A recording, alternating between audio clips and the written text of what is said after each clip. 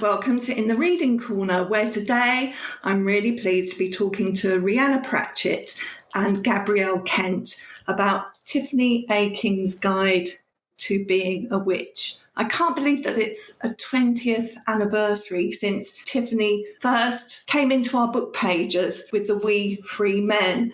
And it's a story arc that I've certainly grown up with as a parent because my son was a very keen reader of the Discworld series. So I'm absolutely thrilled to be welcoming both Rhianna and Gabrielle. You're joining me from different parts of the world today. Rhianna, you're in Prague. Yeah, I'm in Prague. I've just done GDS, which is a game conference over here, and it's my first visit.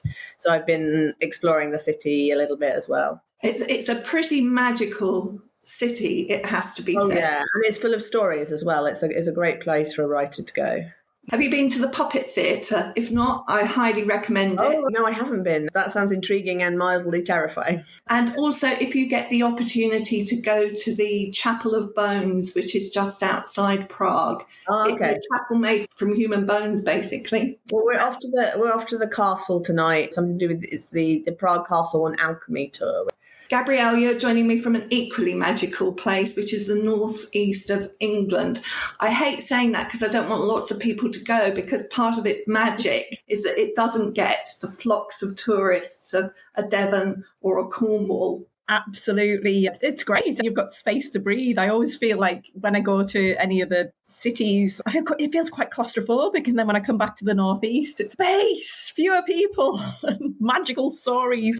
We're talking about a different kind of magic in this it has to be said, extremely handsomely produced celebration of Tiffany Aching, which comes in a lovely hard slip. So it's a real delight to hold in your hands. Rhianna, it's obvious where your connection comes from. Tell us a little bit about what it was like growing up with Terry, the writer, and whether you were an avid reader of his books as a child or whether you came to them later. Actually, all of my life, I grew up with Terry the father rather than Terry the writer. And certainly as a kid, I didn't really think about what he did that much, because you don't really pay that much attention to what your parents do as a kid, because it's just what your parents do. And maybe, you're a bit grumpy about it because it takes them away and you don't get to play with them as much. And it was only when I heard that Equal Rights was going to be on Women's Hour on Radio 4 that I suddenly thought, my mother listens to Women's Hour. It was sacred in our household. And I thought, he must be doing something really cool to be on Women's Hour. And so I hadn't listened to Colour of Magic when it was on, but I decided to record Equal Rights. And I got my little tape player out and I recorded it off the radio. And I think I'd heard him say that he'd based Escarina Smith, the young female protagonist in Equal Rights, on me. And I think I was quite intrigued about that as well. So I recorded it and I listened to it over and over again. And I think that's what got me into them. I haven't read all of them. I think Gabby, she's read more of my dad's books than I have. But then he's never played any of my games. So I think that's fair. So I have a few small gaps that I'm going back and filling in. But The Witches was where I started. And I think it was my real kind of first love for them. So I read most of them, but he was very prolific. There's a lot to read. I've gone back and forth through them as well, and I have my favourites. So yeah, there were times when I was an avid reader and times when life got in the way, and especially when he fell ill, it was much more about daughterly duties. Can I just ask, before we do move on and bring Gabrielle into the conversation, in those later years when he was writing, were you supporting his writing as well as supporting him as part of your family? No, I was supporting him as a daughter does to a father. I think there's always been speculation. Was I involved in the writing of the books? No, absolutely not at all.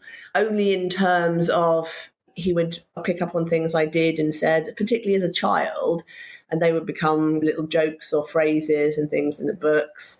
The little girl with gloves on a string in Hogfather that says "gloves" comes from me having my gloves on a string, and like silly things like there's a tune that people in the Round Tops hum to themselves when they're trying to boil an egg called "Where Has All the Custard Gone?" And that's something I used to say to cats that used to be fat and had lost weight and had a hanging undercarriage. I used to poke it and go, "Where's all the custard gone?"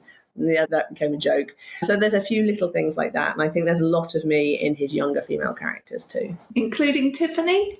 Oh, yeah, definitely Tiffany. I grew up a lot in Wiltshire because my grandmother lived in Wiltshire and my grandmother was a shepherd. So I spent a lot of my time in Somerset.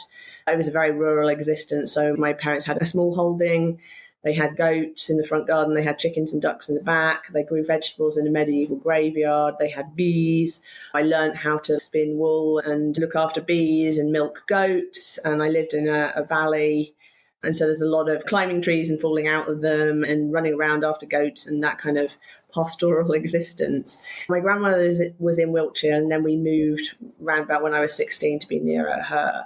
But I spent a long time down there with her and the sheep and seeing that the sheep being sheared, because she mostly kept Jacob's sheep for wool. And she would spin the wool and make me all those itchy kind of woolen jumpers that stand up by themselves, and they had barnyard animals and all. So yeah, I spent a long time in short country until we actually moved there. Gabrielle, so Rhianna's already said that she thinks that you knew the books better than she did. Maybe you could tell us a little bit about Tiffany's arc then, because it spans several books. It starts with the We Free Men. I was a huge fan of the books, so I read them as they came out. I was a big fan of The Witches, so it was wonderful to discover this little series within itself as he started to write the Tiffany Aching books.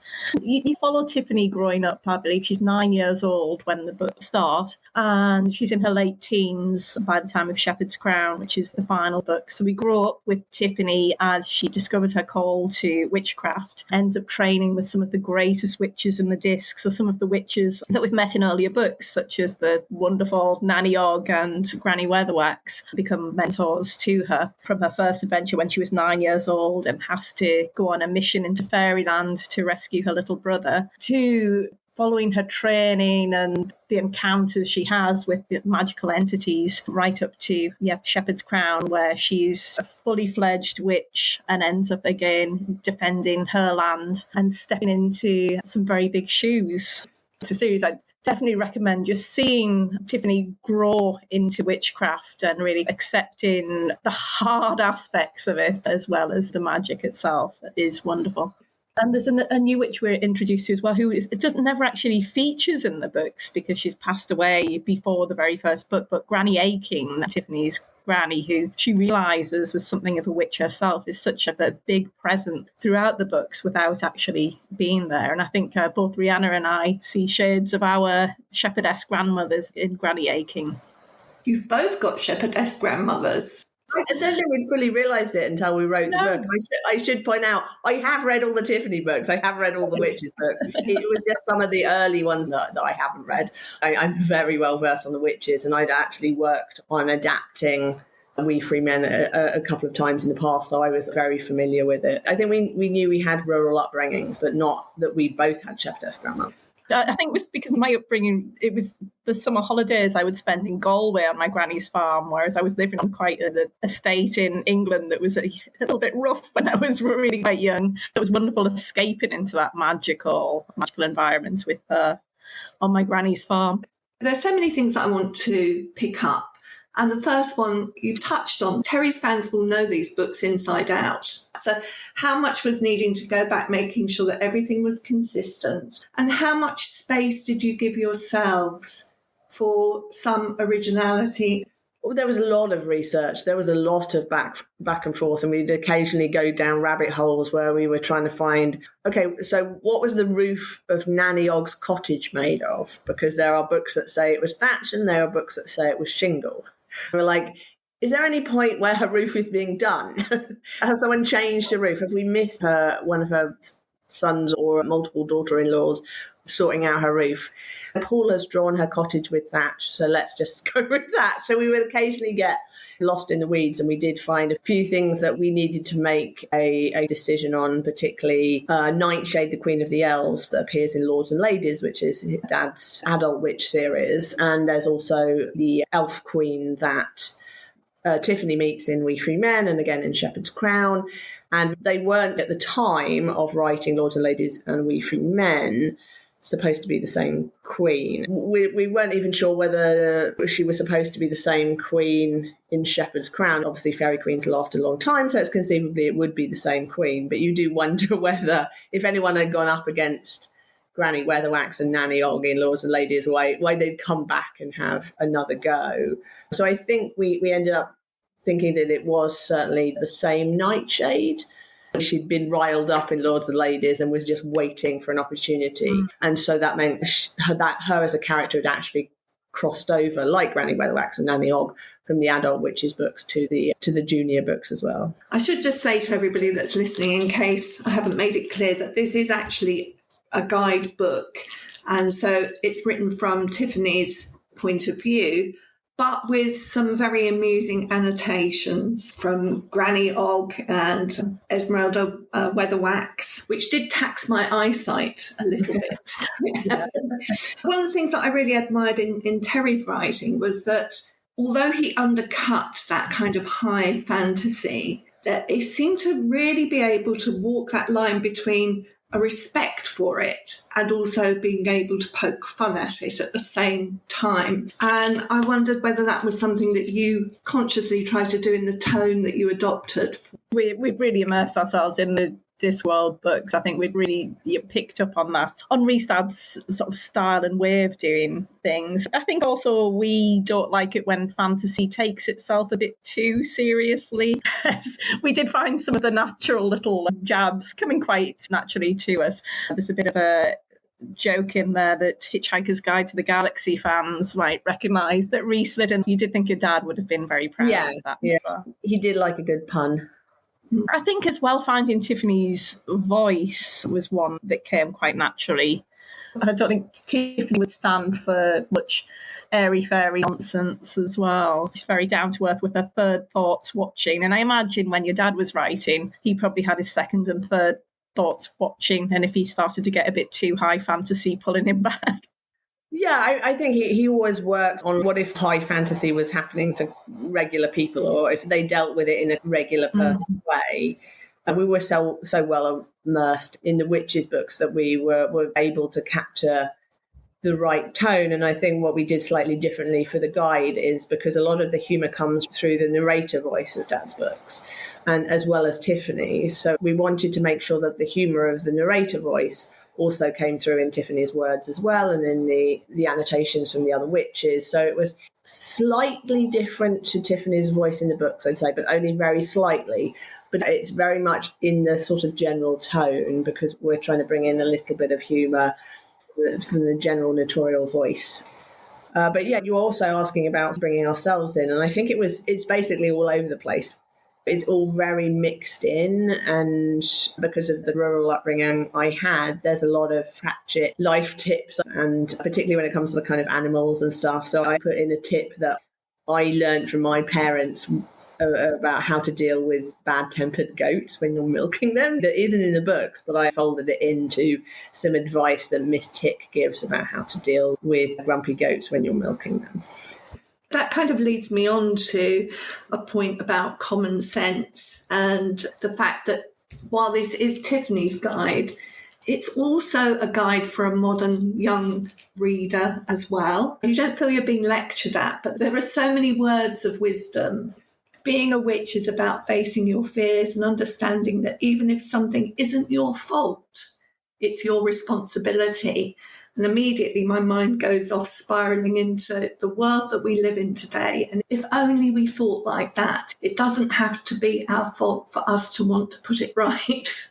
Yeah. Yeah, and community and looking after people as well. And both Gab and I remember our grannies doing a version of going around the houses and checking on the old boys and girls in the neighbourhood that maybe were on their own and didn't have much family around and just needed a little bit of care and attention. As for school, it's not a place, it's all places. And just listening to you talking about your upbringing, we learn as much from our environment and the people that we meet. Was that true for you, Gabby? Absolutely. I learned so much. Particularly my grandmother's, actually. I think this is why I was so drawn to the witches books. My grandmother's was such an influence on me, and I learned just a great deal from them, from my Irish grandmother, respect for the world around you, and magic. There was a real sense of magic from just the crazy stories she used to tell me. That's a whole podcast in itself, the bizarreness of that region of Ireland. But then my English grandmother, who did go around the houses, cared for, there was a lot of elderly people in accommodation around where she lived, that it was part of her job to go around and care for them, cut toenails, make them tea. You both work in an industry that is very collaborative. Things are authored collaboratively. Teamwork is really important. That's not often the case with writing a novel or writing a book. So how did it work between you? What roles did you take on? It was a surprisingly easy process. I've got 8 books out, and all of those were written, actually 7 were written alone, and I'm now writing a series with my husband, but in a quite different way to the way that I work with Rhianna. You don't really have people to really bounce ideas off throughout the process. So it's a technology available now, myself and Rhi. It was wonderful. We'd put up Zoom so we could talk to each other. So we'd have days where we'd be on Zoom all day while we were working in live documents where we could see each other typing and creating jokes and editing each other's work. So we'd have them all in separate chapters. So one of us might be in one chapter, the other be in another. We could pop into each other's chapters to see how we were getting on, or just to spy on each other writing jokes, or passively aggressively highlighting the number of ands. There's a third person who's not here with us today, and that's Paul. So how did he fit into the mix? Obviously, Paul had done a lot of wonderful work with the witches, and so we already had some illustrations that he'd done, and we put together a spreadsheet quite early on for each chapter that we were going to do, and we had a sort of column with ideas for Paul of things we'd like to see illustrated, maybe ones that could be a full page illustration like the Witch Fair, or ones that could be like a little piece of page architecture like the butterfly or the silver horse. And then towards the end he started coming back with all the creatures he's always wanted to do and asking if we could actually write them into the book, particularly the creatures of fairyland like the dromes and the grim hounds and the biting fae were at the request of Paul because he really wanted to draw them. And it was so nice that we got to that stage where Paul was excited about it and had really had creatures that he wanted to draw as well. And so we supported each other.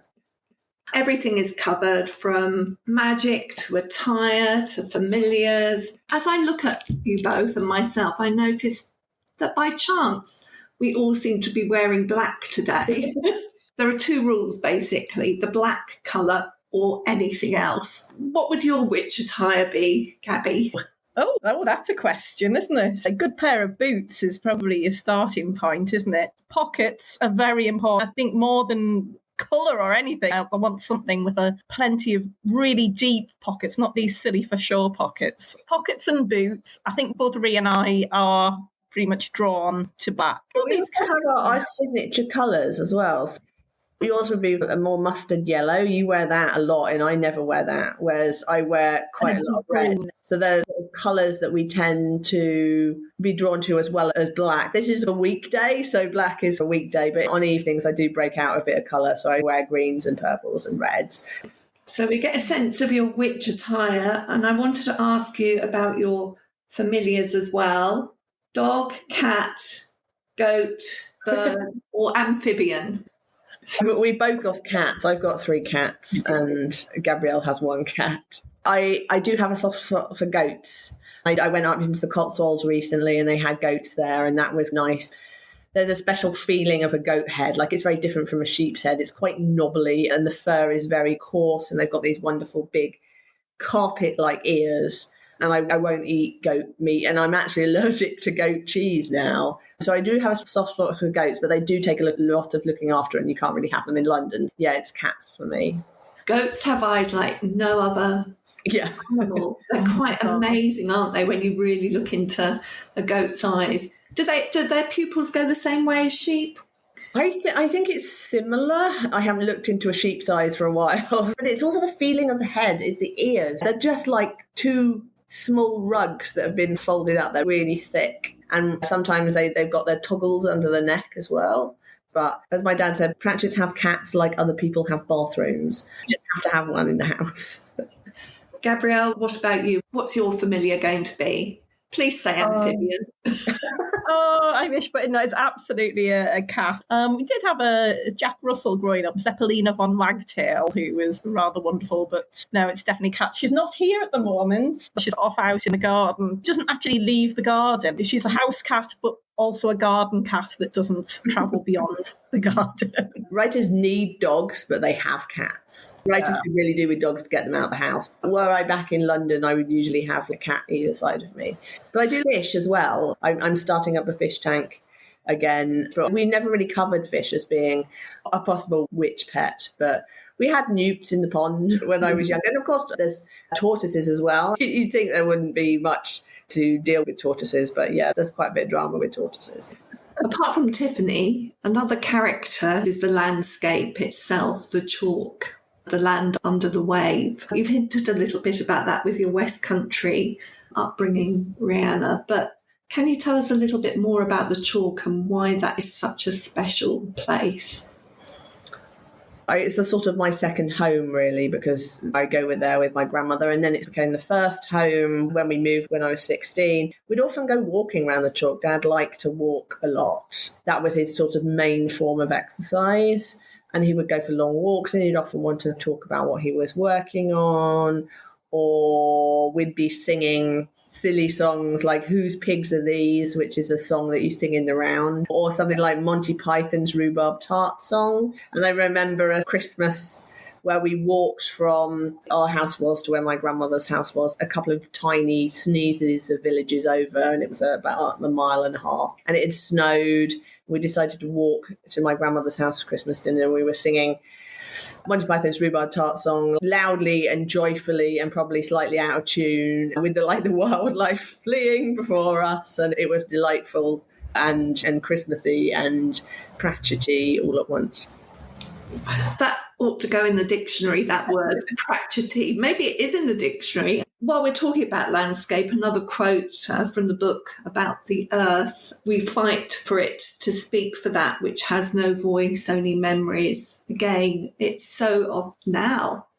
I guess I just wanted to get that point across, that this is very much a book of the here and now as much as it is about Tiffany's world. Just a couple more questions. The book is already published. What sort of response have you had from fans? It's been really wonderful. I was a bit nervous. Obviously, Rhianna was born into the Discworld, and I thought fans wouldn't have no issue with Rhianna taking this on. But I was quite nervous about how people would feel, because obviously Paul's worked on Discworld for years as well, and me coming in, I was a bit nervous that they wouldn't appreciate sort of my voice coming in. But it's just been wonderful. It's the few signings that we've done and events that we've done have just had huge numbers of fans, and then huge queues for signings, and everyone wants to talk about the influence Discworld had on them. It really has actually changed people's lives, hearing some of the stories from people coming to us, and it's really wonderful to hear that and to have the support of the fans for this book as well. And they feel that we've done the Discworld and Terry some justice in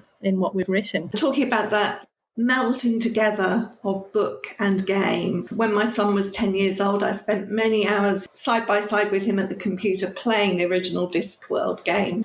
Are there any plans in the future for Discworld gaming? Not at the moment. I mean, we'd really like to get the old games back out there, because there are various places like GOG or Night Dive that will make older games sort of playable on newer machines. But the trouble is we can't find out who owns the rights. We own the characters. We don't have the source code. We don't have the ultimate permission for it. Yeah, it's been a little bit difficult to find out, because the studios were bought and sold over the years, so no one's quite sure where it is. We have so many irons in the fire and things to do, really, that the games have taken a bit of a back seat. Seems like the door is open on that one. At least it's slightly ajar. I know that there'll be things that you won't be able to say, but you said you've got lots of fingers in pies. Are you allowed to tell us about anything that you might be working together on in the future? I mean, together, we've basically got another spreadsheet of ideas. We've become very spreadsheety. And Gabrielle works with me to help me with, alongside the writing I do as well, my own, and generally helping me be a little bit more efficient and together with that. There's definitely things we'd like to work on together, and we're always bouncing around ideas. But we've also got our own solo projects as well. The 18th of this month in December, I've got a little show out on BBC Radio 4 called Mythical Creatures, which is where I go around the UK talking to geomythologists, storytellers, folklorists, cryptozoologists about mythical creatures of the British Isles, like selkies and kelpies and redcaps and hobs and giants and mermaids. And you can listen to it on your podcast, on RSS, on BBC Sounds. That's what I've been up to. What are your solo projects, Gabrielle? I was just seeing if I had a copy here. In fact, oh, look at this, right beside the computer. Rani Reports is the new series that I've been working on with my husband. He's a British Mauritian girl who wants to be an investigative journalist. The adventure she gets up to with her grandma who's come over from Mauritius. So my husband's family are Mauritian, and so our daughter obviously has Mauritian heritage, and South Asian children are so poorly represented in kids' books. The latest CLPE Reflecting Realities report has shown that things aren't really changing for South Asian representation. Black representation is getting really good now. It's actually 6% representation in kids' books compared to 4% population. But South Asian children, something like 9.3% population, but just 1.9% representation in kids' books. So it's really important for us to get out a book with a South Asian protagonist that our daughter can recognise herself in. And we got one of the Times Children's Book of the Year awards. So you've got plenty to keep you busy. Thank you both so much for joining me in the Reading Corner today. It's been a pleasure to meet with you. Oh, thank you.